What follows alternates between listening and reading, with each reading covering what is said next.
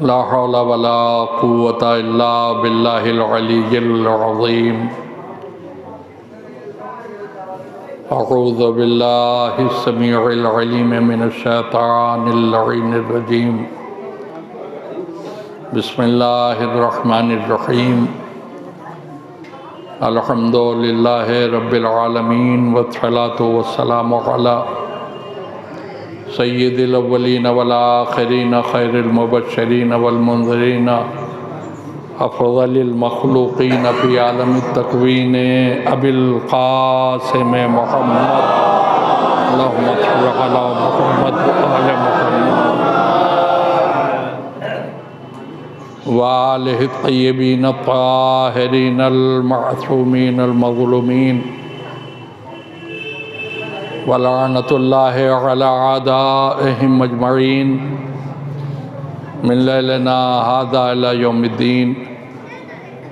अम्मा बअद फ़क़द क़ाल अल्लाहु तबारक व तआला फ़ी किताबिहिल मुबीन व हुवा अस्दक़ुस सादिक़ीन। बिस्मिल्लाहिर रहमानिर रहीम। फ़तबारकल्लाहु अहसनुल ख़ालिक़ीन। सलावत भेजे मोहम्मद।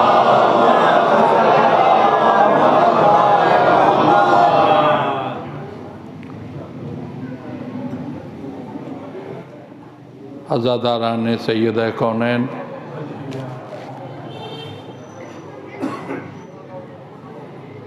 सिलसिले की आज आखिरी मजलिस है।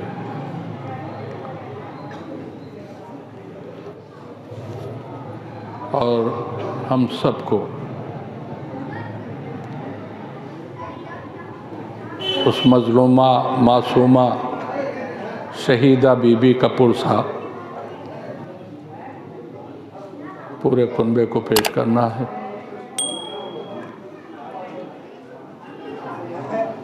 मुझसे फरमाइश भी हुई है कि आज मसाइब थोड़ा ज़्यादा पढ़ दीजिए, चाहे फ़ज़ाइल थोड़ा कम कर दीजिए।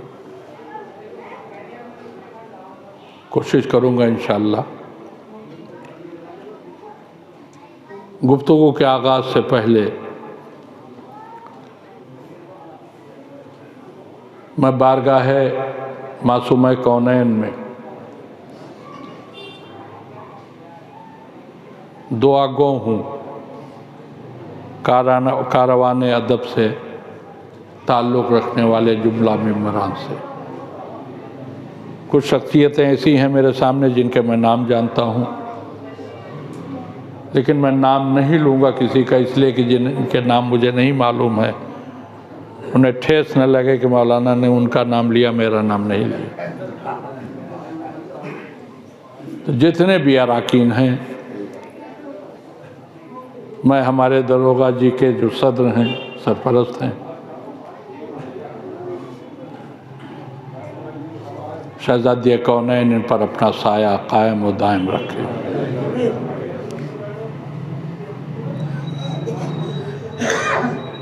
इन्हें हर मुसीबत, हर परेशानी, हर बला से परवरदिगार बेहक़ मासूमा कौनैन महफूज व मामून रखे।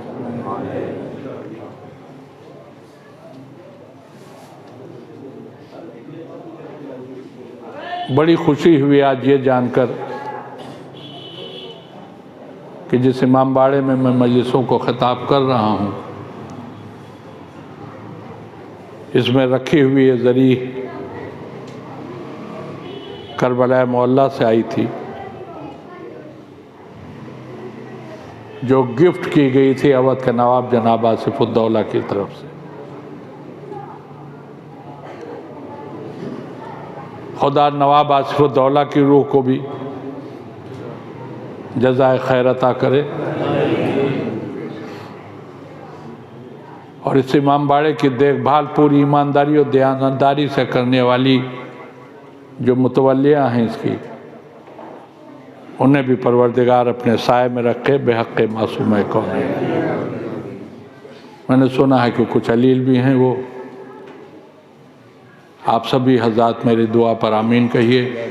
परवरदिगार उनकी सारी तकलीफ़ों को बेहक़ जनाब सैयदा दूर फरमाए और उन्हें सेहतमंद रखे। काबिल तारीफ़ हैं वो मुंतज़िम इस इमामबाड़े के, जो यहाँ हर नौचंदी को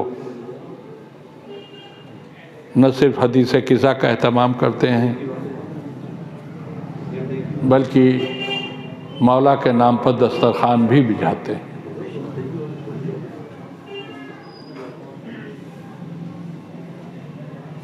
मेरे छठे इमाम का एक कौल सुन लीजिए। आपने इरशाद फरमाया कि जो शख्स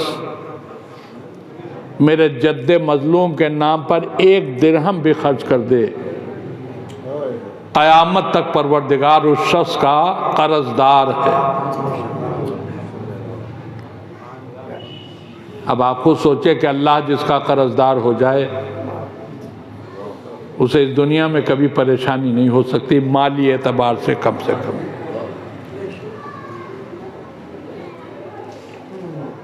अल्लाह इस एहतमाम करने वालों को भी सलामत रखे और उसमें शिरकत करने वालों को अजर जजील अता फरमाए।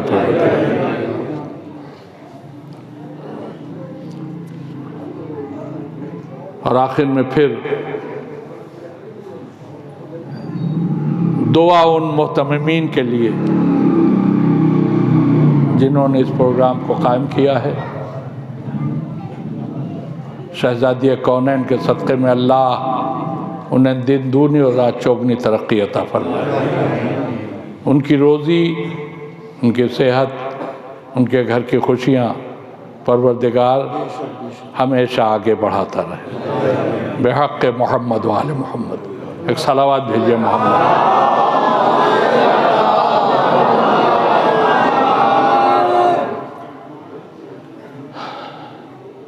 जिस छोटी सी कुरानी आयत को मैंने इस खमसे के लिए मौजूद तकरीर करार दिया था, आज गुफ्तगू मुकम्मल हो जाना है।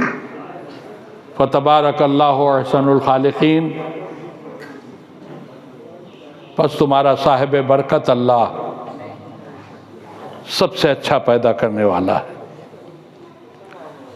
पिछले दिनों में जो कुछ मैं कह चुका उसे दोहराना मकसूद नहीं है, लेकिन हाँ इतना कह के आगे ज़रूर बढ़ूँगा कि ये नाज अल्लाह ने उन शख्सियात पर किया है जिन्हें हम मोहम्मद और आले मोहम्मद अलैहिस्सलाम कहते हैं।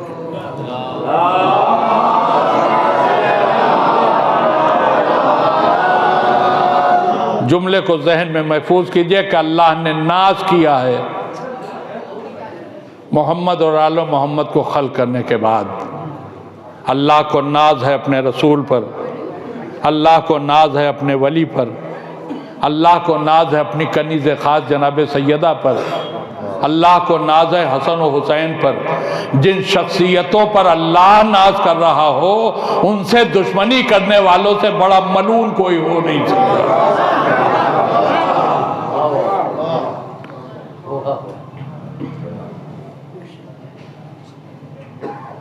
आप सब देख रहे हैं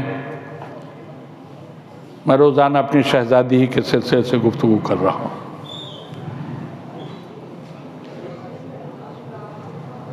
आज भी इंशाअल्लाह जिन शख्सियात पर अल्लाह ने नाज किया है उनमें की सबसे पहली शख्सियत हमारा रसूल है। और इस रसूल के लिए कुछ कहने की ज़रूरत इसलिए नहीं है कि ये कायनात न होती अगर मेरा रसूल न होता। ये पूरी कायनात ही खल्क हुई है मेरे रसूल के सदक़े में। और ये जहन में रहे कि बाद खुदा सबसे बुजुर्ग बंदे खुदा है, तख्लीक कायनात का सबब है मेरा रसूल। अल्लाह का सिर्फ नबी नहीं है,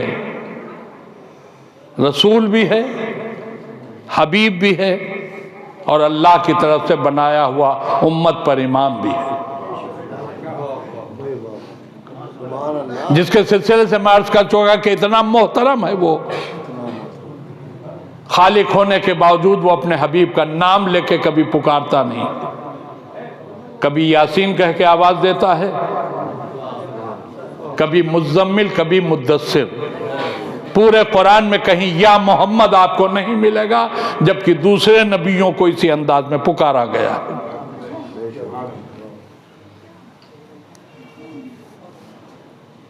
नबी 1,24,000 हैं, लेकिन इनमें से कोई नबी ऐसा नहीं है जिसे अल्लाह ने मुलाकात के लिए अर्श की बुलंदियों पर बुलाया। ये सिर्फ और सिर्फ मेरे रसूल के लिए है, और वो भी एक मर्तबा नहीं। एक मर्तबा की मेराज जो है वो तो मशहूर हो गई है, वरना मेरा नबी कई बार अर्श की बुलंदियों पर गया है। और अब इसी मेराज के सिलसिले से मैं अपनी शहजादी तक पहुंचना चाहता हूं।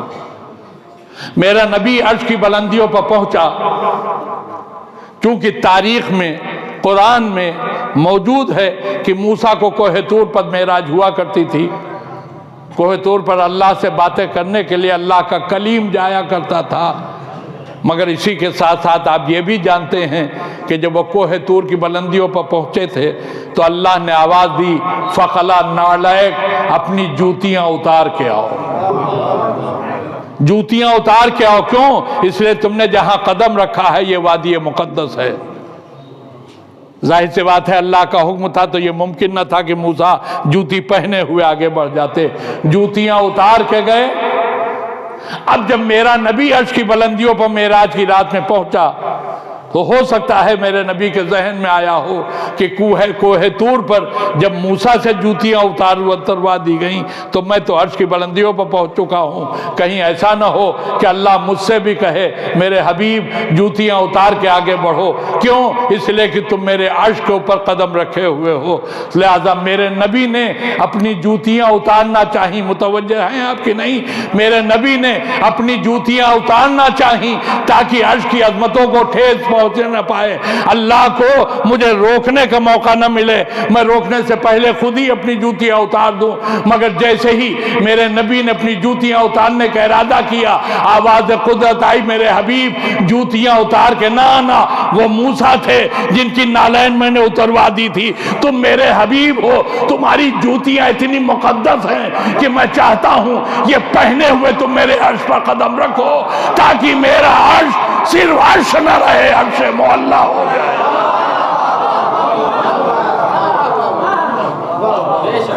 ये मेरा अर्श सिर्फ अर्श न रहे बल्कि अर्श मोहल्ला हो जाए। आपने कुछ गौर फरमाया, मेरे नबी की जूतियां कितनी बाज़मत हैं, मेरे नबी की जूतियां कितनी मुतबर्रिक हैं कि जो अगर अर्श के ऊपर आ जाएं तो अर्श अल्लाह का अर्श मोहल्ला बन जाए। देखिए, मोहल्ला कोई मामूली चीज के नहीं कहीं कहते, मामूली चीज को मोहल्ला नहीं कहते, छोटी सी चीज को मोहल्ला नहीं कहते। जो बहुत ज्यादा इज्जतों की मालिक जो चाहे हो उसे मोहल्ला कहते हैं। और इस बात का अंदाजा आप इसी से लगा सकते हैं कि अल्लाह की पूरी कायनात में सिर्फ 3 ही चीजें हैं जिन्हें मोहल्ला कहा गया। एक मेरे नबी का आबाई कब्रिस्तान जिसे कहा गया जन्नत मोहल्ला, एक अल्लाह का अर्श जिसे कहा गया अर्श मोहल्ला, और एक करबला जिसे कहा गया करबला मोहल्ला। सलावत है दीजिए मोहम्मद वाले मोहम्मद।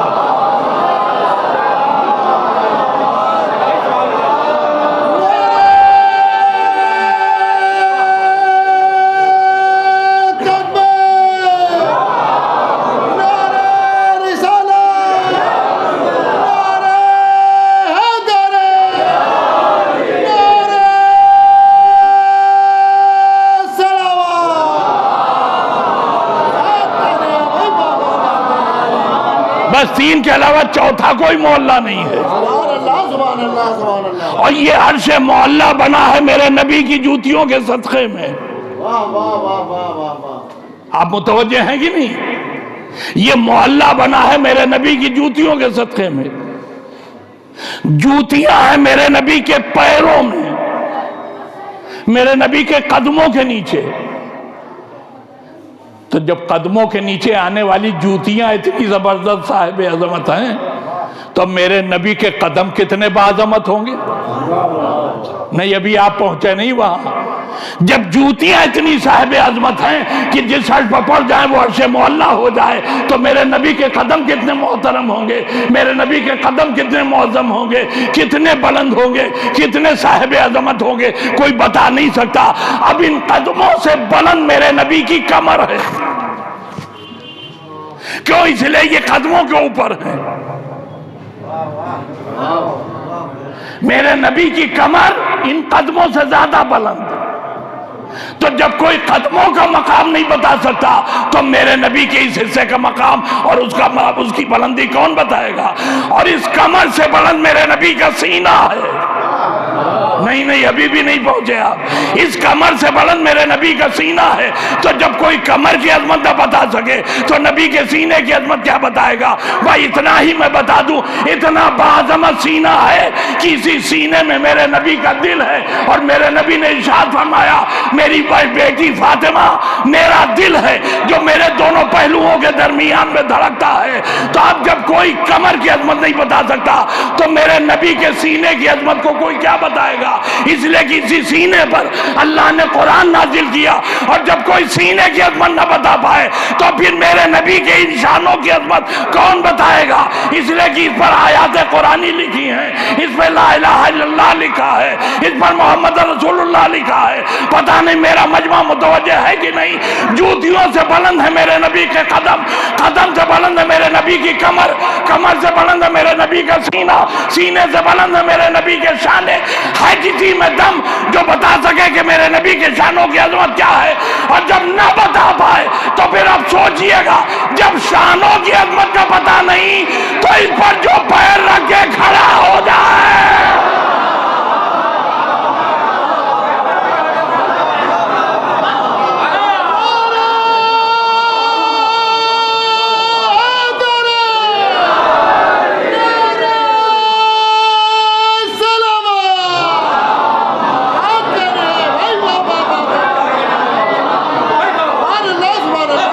इस शाने पर जो कदम रखे खड़ा हो जाए, उसका मर्तबा कौन पहचान पाएगा? इसका मतलब यह है कि न रसूल की अजमतों को जाना जा सकता है, न अली की अजमतों को पहचाना जा सकता है। अब जुमला हवाले करूं, रसूल की अजमतों को हम समझ नहीं सकते, अली की बुलंदियों को हम जान नहीं सकते। फातिमा उस बीवी का नाम है जो रिसालत का जुज़ है, कुफ़ अली है। जैसे नबी और अली को नहीं समझा जा सकता, वैसे ही अजमत फातिमा को नहीं समझा जा सकता।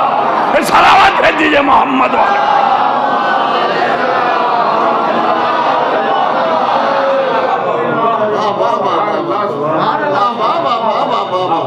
खुदा लानत करे उन लोगों पर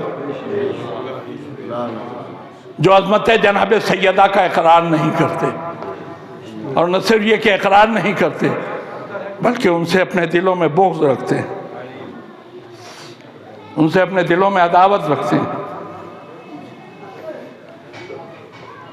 देखिए, मैं तो सिर्फ अपनी वफादारी दर्ज करा रहा हूँ शहजादी की ज़ात से, वरना किसमें हिम्मत है जो शहजादी की अजमतों को बयान कर सके। ये वो बुलंद शहजादी है जिसकी अजमत को बयान करने के लिए लहजे कुरान चाहिए, ज़बान पैगंबर चाहिए।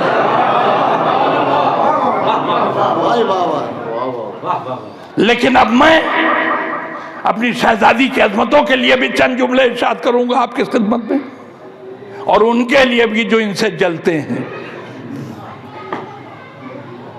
इस पूरे मजमे में कोई ऐसा ना होगा जिसने हदीस कुसा का नाम न सुना हो। हदीस किसा कोई नहीं कह सकता कि साहब हमने तो नाम भी नहीं सुना इसका कभी। खुदा अपनी रहमतों का नुज़ूल फरमाए उन लोगों पर भी जो इसको बाज़मत समझते हुए न रोज़ाना सही तो कम से कम शब जुमा उसकी तिलावत ज़रूर करते हैं। अच्छा, कहीं ना सुना हो तो किसी शादी में सीग़ाए अफ़्ज़ के जारी होने से पहले तो हदीस किसा सुनी होगी। अब मैं मुकम्मल कोई हदीस किसा नहीं पेश करूंगा कि बिला वजह को वक्त ज़ाया करूं आपका। पंजतने पाक जब चादरे तथीर में जमा हो गए तो बड़े नाज और फख्र के साथ परवरदिगार गोया हुआ।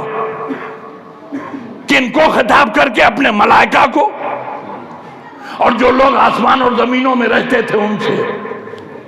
अब आप खुद गवाही देंगे कि मैं हदीस किसाही की लफ्ज़ें तो दोहरा रहा हूं। सुनिए अल्लाह ने क्या कहा, इल्मु या मलाइकती व सुक्कान समावाती व इज्जती व जलाली इन्नी मा खलक़्तु समाअम मबनिया वला अर्ज़म मदहिया वला कमर मुनीरा वला शम्स मुज़िया वला फलक यदूर वला बहर यजरी वला फुल्क यसरी इल्ला फी मोहब्बते हाउलाइल खमसतल लज़ीना हुम तहतल किसा।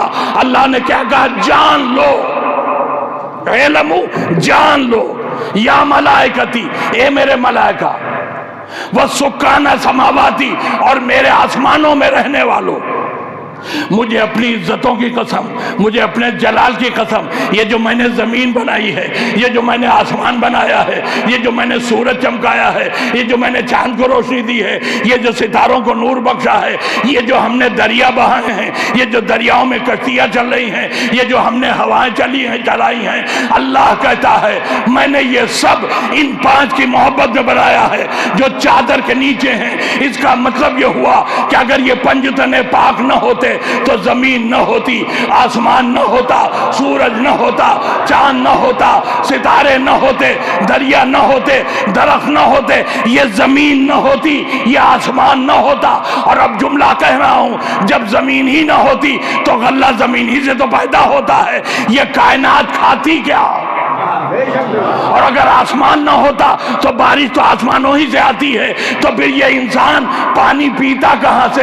अब बारिश जो होती है आसमानों से, वो पानी हम पीते हैं, आप पीते हैं, हर एक पीता है। जमीन से जो गल्ला पैदा होता है वो हम भी खाते हैं, आप भी खाते हैं, अल्लाह की हर मखलूक उसे नोश करती है। और ये सब पैदा किया अल्लाह ने पंजतने पाक के सतहे में।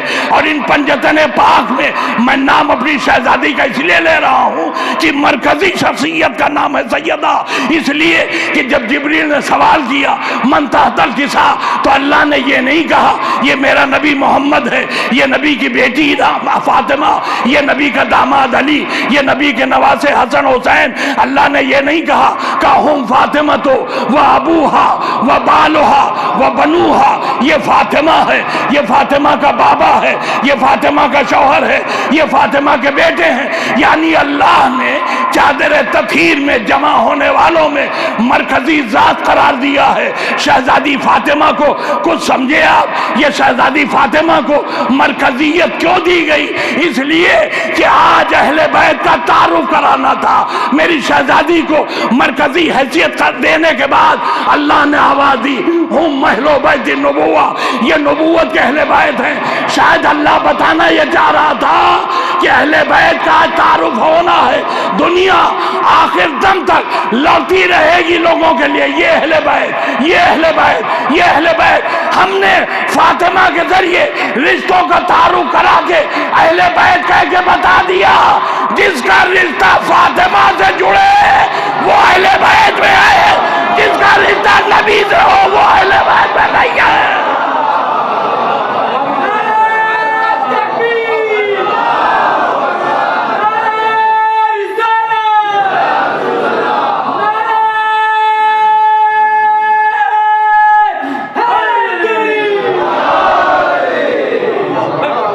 जिसका रिश्ता फातिमा से जुड़ रहा हो, बहुत अच्छी बात है, वाह वाह वाह। बस अहले बैत में वही लोग हैं जिनका रिश्ता नबी से जुड़ रहा हो, वो अहले बैत नहीं है। तो मेरी शहजादी को मरकजी मकाम मिला।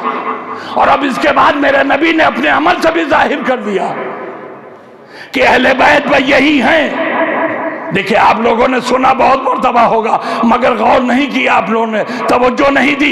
मेरे नबी के लिए रवायत मिलती है कि आज चादर तथीर में आने के बाद इस हदीस किस्सा से मुतालिक जो कुछ था वो सब बयान होने के बाद, आए तथीर के ऐलान के बाद, अहले बैत के तारुफ के बाद, अब मेरे नबी का दस्तूर था कि हर सुबह अपने घर से निकलते थे और इस ड्योढ़ी पर आने के बाद, इस दरवाजे पर आने के बाद आवाज देते थे, अस्सलामु अलैकुम या अहले बैत नबुव्वा। क्या सुन रहे हैं आप? मेरा नबी अपने घर से निकल के इस दरवाजे पर आके आवाज देता था, अस्सलामु अलैकुम या अहले बैत नबुव्वा। ये अहले बैत नबुव्वा कह के मेरे नबी का सलाम करना इस दरवाजे पर इस बात का ऐलान था कि जिस घर से मैं निकल के आया हूं वो अहले बैत का घर नहीं है जिस दरवाजे पर सलाम कर रहा हूं। सलावत भेजे मोहम्मद वाले मोहम्मद।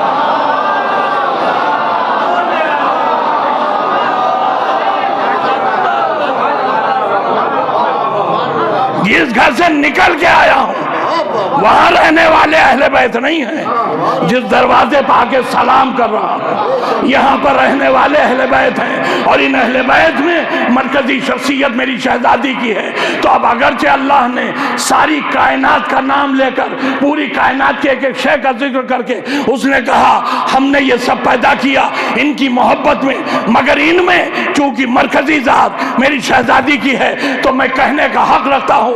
ये आसमान बना है मेरी शहजादी के सदक़े में, ये जमीन बनी है मेरी शहजादी के सदक़े में, आसमान से पानी बरसता है, जमीन से गल्ला निकलता है, ये गल्ला सब खाते हैं। आसमान से बरसने वाला पानी जब जमीन में जज्ब होता है तो वही पानी है जो आपको कुओं के जरिए, नलों के जरिए, हैंड पाइप के जरिए से मिलता है। तो जो इंसान पानी पी रहा है वो भी फातिमा का सदका, जो गल्ला खा रहा है वो भी फातिमा का सदका, सब खा रहे हैं, कोई एक नहीं, दोस्त भी खा रहे हैं, दुश्मन भी खा रहे हैं। और बड़े मजे की बात यह है कि जिसका खा रहे हैं खिलाफ उसके बोल रहे हैं। कहावत तो सुनिए ना, जिसकी खाओ, सुनिए ना कहावत, जिसकी खाओ उसी की गाओ। मगर ये अजीब और गरीब लोग हैं, खा रहे हैं सैयदा का सदका, गा रहे हैं दूसरों की, तो सैयदा का सदका खा के जब दुश्मनी कर रहे हैं तो फिर ये इनके ऊपर जायज नहीं है, न पानी जायज है न खाना जायज है। तो जो कुछ खा रहे हैं वो सब हराम खा रहे हैं। जुमला सुनना, जो कुछ खा रहे हैं सब हराम खा रहे हैं। जब हराम खा रहे हैं तो मुझे कहने का हक है, फातिमा से दुश्मनी रखने वालों से बड़ा नमक हराम कोई नहीं है।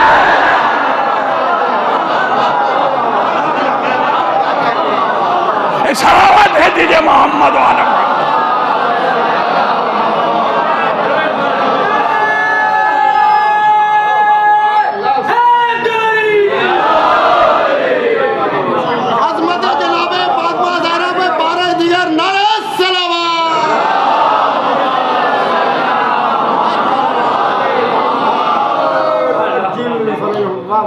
मैंने थोड़ा शाइस्तगी का लिहाज करके एक लफ्ज़ था जिसे छोड़ दिया, नमक हराम कह दिया, वरना जब हराम खा रहे हैं तो हराम खोर ही तो हैं। एक सलावत और भेज दिए मोहम्मद।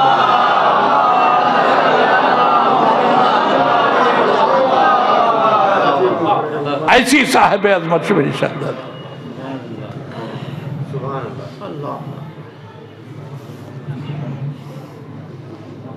कुछ थोड़ा सा जो लोग दुश्मनी में कम हैं वो जनाब मरियम से तकबुल करने लगते हैं। पढ़ चुका हूं मैं बीच में एक आध दिन शायद, लेकिन आज एक बात कह रहा हूं। दुनिया की हर मां जब बच्चे को जन्म देती है तो बच्चा भी नजीस होता है, जन्म देने वाली माँ भी नजीस होती है, और जिस मकाम पर बच्चा जन्म ले ले वो जगह भी नजीस हो जाती है। होती है कि नहीं? लेकिन मेरी शहजादी बतूल है। एक जुमला कह के बस आगे बढ़ जाऊंगा। मेरी शहजादी बतूल है। और अब आप सब जानते हैं इमाम हसन अलैहिस्सलाम की विलादत रमजान में है। क्या कह रहा हूं मैं? इमाम हसन अलैहिस्सलाम की विलादत 15 रमजान को है। और मेरे मौला हसन का वक्त विलादत मालूम है आपको?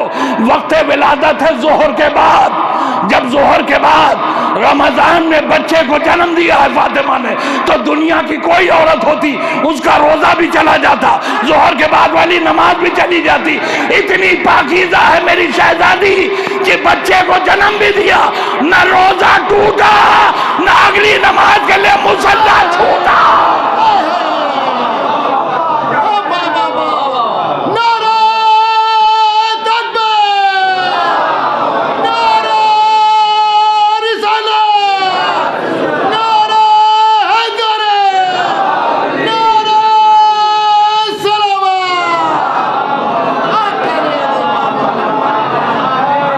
न मेरी शहजादी का रोजा टूटा, न अगली नमाज के लिए मुसल्ला छूटा।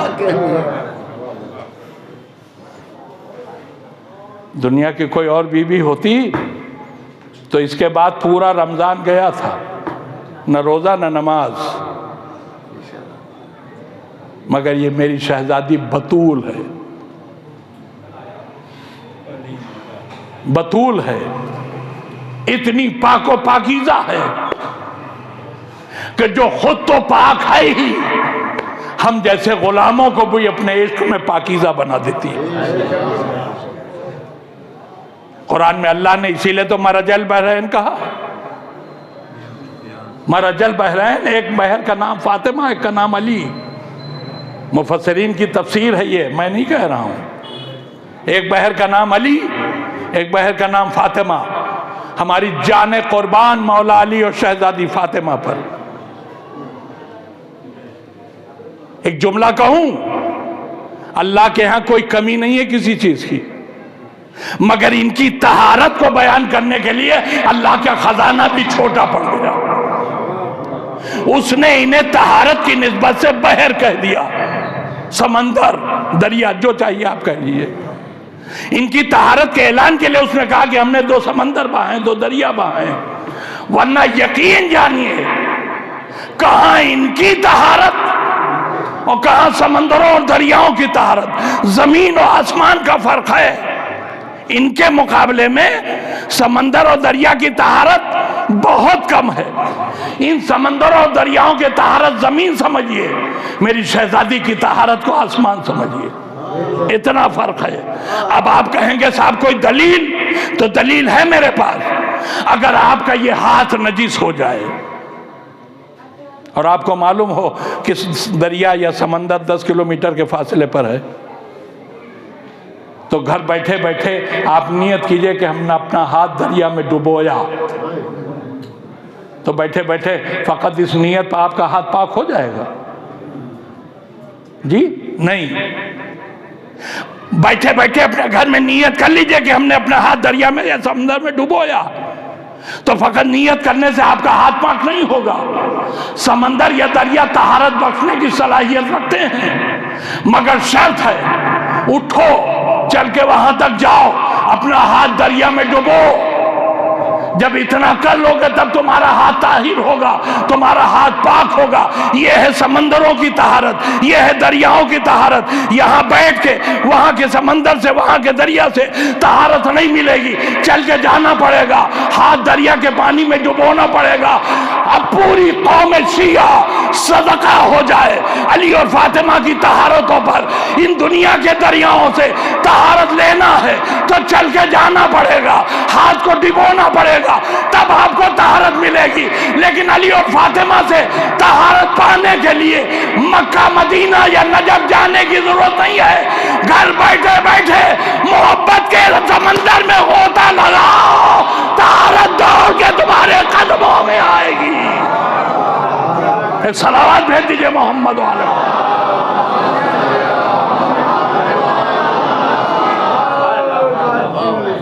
अली नजफ में सो रहे हैं, नजफ जाना शर्त नहीं है। शहजादी फातिमा मदीने में आराम कर रही हैं, मदीना जाना शर्त नहीं है। हिंद में रहो, फकत दिल से इश्क में डूब के इनका कलमा पढ़ो, तुम्हें तहारत दौड़ के आके खुद लिपट जाएगी। बस मेरे दोस्तों, ख़त्म कर दी मैंने तकरीर। खुदा मेरे इस मजमे को सलामत रखे। मैंने बतौर मजाक 2 दिन पहले कह दिया था अगले साल का वादा पक्का, वो एक मजाक था। कोई भी ज़ाकिर आए, खुदा मेरे इस मजमे को सलामत रखे ताकि आने वाले की ज़बान से अपनी शहज़ादी के फ़ज़ाइल भी सुने, मसाइब भी सुने। बस अब चूँकि आज के हद तक मुझसे कहा गया है मसाइब ज़्यादा पढ़ने, इसलिए मैंने अपनी गुफ्तगू को तमाम कर दिया।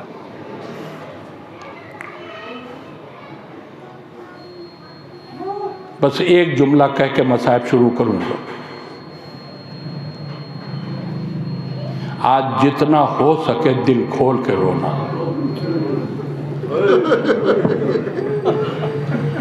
अपनी आवाज़ों को दबा के ना रोना। ये मैं क्यों कह रहा हूँ इसकी वजाहत करता हूँ। क्यों कह रहा हूँ कि दिल खोल के रो, आवाज़ों को दबा के ना रोना। देखिए, मदीने वालों को शहजादी की शहादत की खबर न लगने पाए, इसीलिए तो मौला अली से वसीयत की थी कि मेरा जनाजा रात में उठाइएगा। सिर्फ यही तो मकसद था कि मदीने वालों को शहजादी फातिमा की शहादत की खबर न लगने पाए।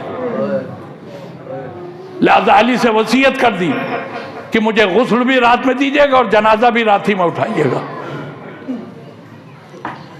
4 नन्हे नन्हे बच्चे हैं घर में। अली जब जनाजा को गुस्ल देने के लिए उठाने चले, देखिए सब कुछ आपके सामने है, सब आप अपनी ज़िंदगी में देखते रहते हैं। जनाजा जब गुस्ल के लिए उठाया जाता है तो इंसाफ से बताइए घर में कोहराम बर्पा होता है कि नहीं? मदीने वालों को शहजादी की शहादत की खबर न मिले, अली ने जनाजा उठाया और बच्चों को उंगली से इशारा किया, रोना नहीं। क्या सुना आपने? अरे कयामत का जुमला मैंने कह दिया। बच्चों के आंखों के सामने उनकी माँ का जनाजा उठ रहा है, अली ने इशारा किया, रोना नहीं। अब मुझे इंसाफ से बताओ, हुसैन कैसे रोया होगा? आवाज को दबा दबा के बच्चे रो रहे हैं, घर से बाहर आवाज जाने न पाए, वरना मदीने वाले सुन लेंगे मेरी माँ की ख्वाहिश पूरी न हो पाएगी। तो बच्चे अपनी आवाज दबा दबा के रो, मुंह पर हाथ रख रख के रो रहे हैं ताकि आवाज निकलने न पाए। और ये कयामत की घड़ी जो आई है वो उसकी थोड़ी सी तफसील सुन लीजिए। मैं बहुत बड़ी बात तो नहीं कहता, मगर अपनी शहजादी की मुसीबतों के भरोसे कह रहा हूं। इस फर्श पर बैठा हुआ कोई भी इंसान अपने आंसुओं को आज रोक नहीं पाएगा। बहुत सब वो है जो किताबों में लिखा है, बहुत सी बातें हैं जो किताबों में लिखी नहीं है, लेकिन अगर आप सोचिए तो जो मैं पढ़ रहा हूं वो हकीकत है। दरवाजे में आग लगाई गई, दरवाजे में आग लगाई गई, और जब ये दरवाजा इतना जल गया कि अब टूट के गिर सके, सुन रहे हो ना मेरे दोस्तों? दरवाजे में आग लगाएगी और जब ये इतना जल गया कि अब ये टूट के गिर सके, तो अब इसमें लात मारी गई। और अब रवायत कहती है कि जब शहजादी ने देखा कि दरवाजा हिल रहा है, अनकरीब है कि गिर जाएगा, तो शहजादी ने बढ़ के दोनों हाथों से पीछे से रोका इसे। इधर से 300 आदमी, उधर से अकेली मेरी शहजादी, लातों पर लातें पड़ती रही, दरवाजा गिरा। ये ज़हन में रखिएगा, जलता हुआ दरवाजा है, मेरी शहजादी उसी दरवाजे के नीचे आ गई। तो अब जो किताबों में नहीं लिखा वो कह रहा हूं, अरे जब जलता हुआ दरवाजा मेरी शहजादी पर गिरा है तो शहजादी का सिर्फ पहलू नहीं टूटा, पूरा जिस्म जल गया।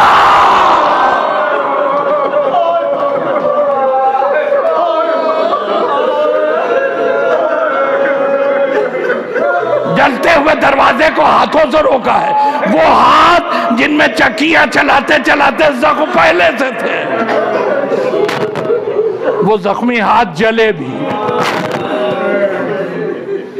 और अब इससे बड़ी कयामत क्या होगी कि एक मजलूमा दरवाजे के नीचे दबी है, और खुदा लानत करे बेहिसाब इन मलूनों पर जो 300 की तादाद में थे, जो मेरी शहजादी के ऊपर से चल के गुजर गए।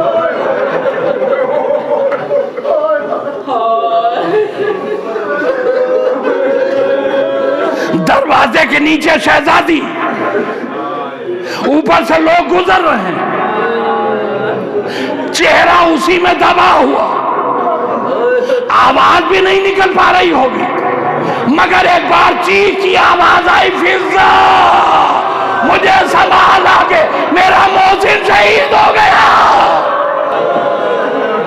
बहुत सुकून से पढ़ूंगा, बहुत इत्मीनान से सुनूंगा। फिजा मेरा मोहसिन शहीद हो गया। भाई ये आवाज वो थी जिसे सुनने के बाद अब अली से बर्दाश्त नहीं हुआ। अली दौड़ते हुए आए,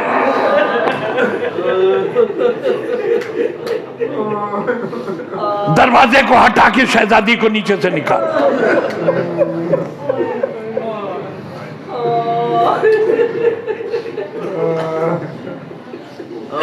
और एक मलून नाम नहीं ले सकता मैं, उसका गरेबान पकड़ के अपने हाथों पर उठा के अली ने वहीं पर पटका, कहा ओ कमबख्त, तूने बिनते रसूल पर इतना बड़ा जुल्म कर दिया। अगर मेरे रसूल की वसीयत न होती तो मैं तुझे जिंदा न छोड़ता।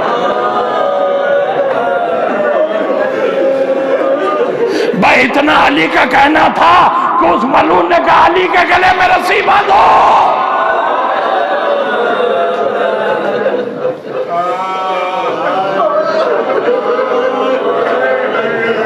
अली के गले में रस्सी बांधो। किसी ने कहा भी कि शेर खुदा है, अगर जलाल आ गया तो हम में से कोई जिंदा नहीं बचेगा। उस मलून ने कहा कि इस अली हमला नहीं करेंगे, मैं जानता हूं इन्हें रसूल सब्र की वसीयत करके गए।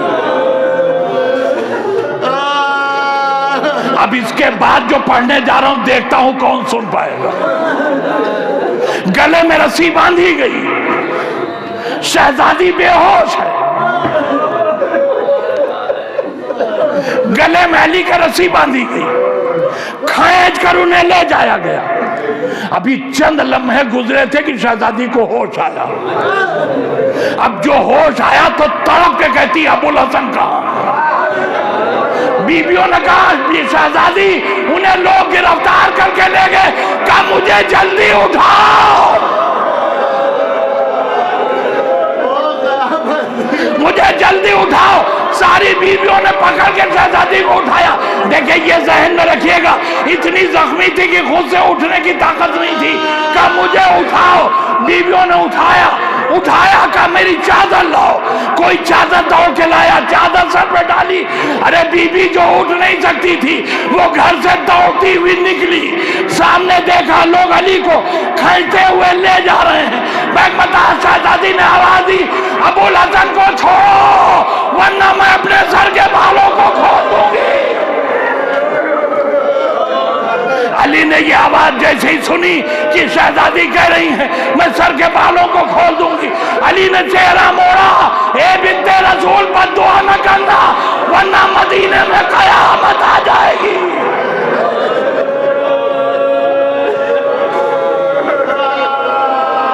अब वो जुमला सुनिए जो किसी साहिब दिल से बर्दाश्त नहीं हो सकता। जब अली ने रोका सर के बालों को न खोलना, बद्दुआ न देना वरना कयामत आ जाएगी, मैं बता शहजादी दौड़ी। पर आप सब जानते हैं अरब में लंबे कुर्ते पहने जाते हैं और लंबे कुर्तों में, लंबे कुर्तों के ऊपर कमर में एक कपड़ा लपेटा जाता है जिसे पटका कहते हैं। मेरा मौला अली भी वही लिबास पहने हुए था, लंबा कुर्ता कमर पे पटका। मेरी शहजादी दौड़ी, लोग उन्हें खींच कर लिए जा रहे हैं। अली के देखते देखकर शहजादी ने दौड़कर पटके में दोनों हाथ डाले, डाल के खींचा।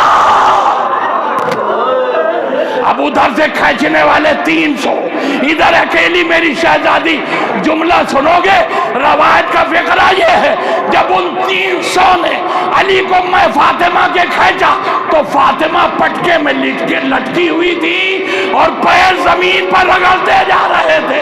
एक मरतबा मलून ने अपने गुलाम से कहा, सैयदा को इनसे जुदा करो। उसने अपनी तलवार उठाया और उसका हत्था बाजू पर ऐसा मारा, मेरी शहजादी के दोनों बाजू शिकस्ता हो गए। फातिमा जमीन पर गिरी। एक मरतबा कब्र रसूल पर इशारा किया, अरे बाबा अली को बचा लो।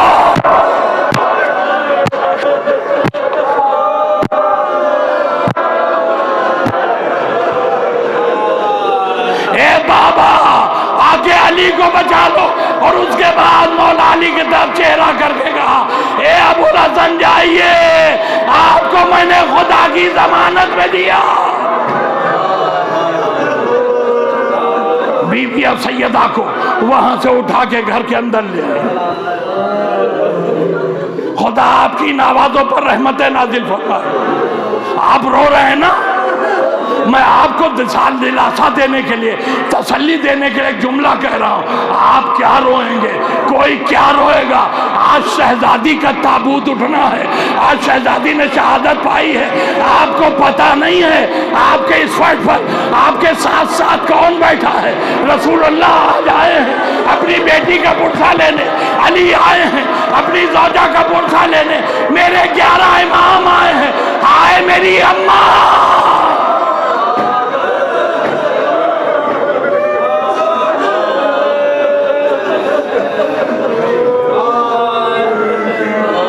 आदि का दिन था जब मेरी शहजादी ने शहादत पाई।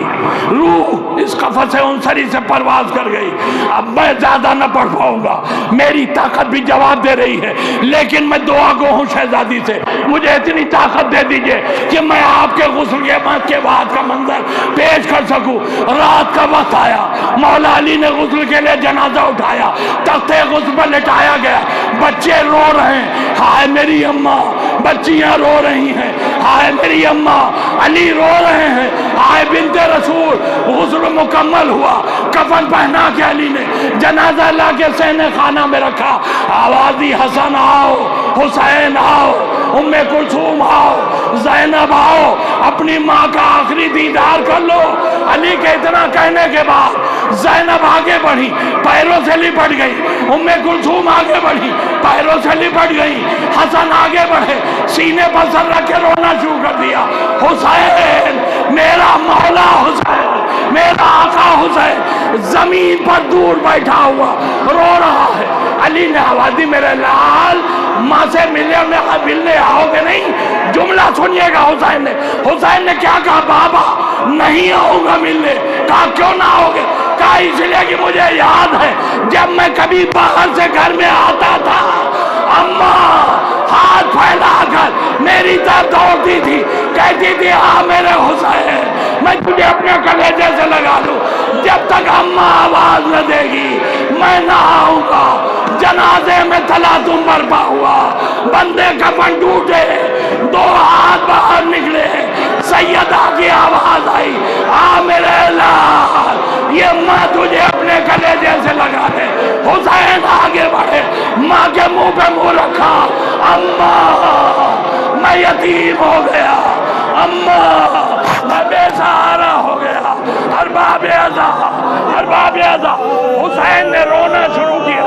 इतना रोए कि जिब्रील को आना पड़ा, ए अली हुसैन को फातिमा से जुदा करो। अली आगे बढ़े, शहजादे को मां के जनाजे से आगाह किया। बच्चों ने सर पीटा, वाह गुरबता, वाह गुरबता, अज़ादारो मेरी एक उदास ताबूत बहुत आहिस्ता आहिस्ता लेके चलो।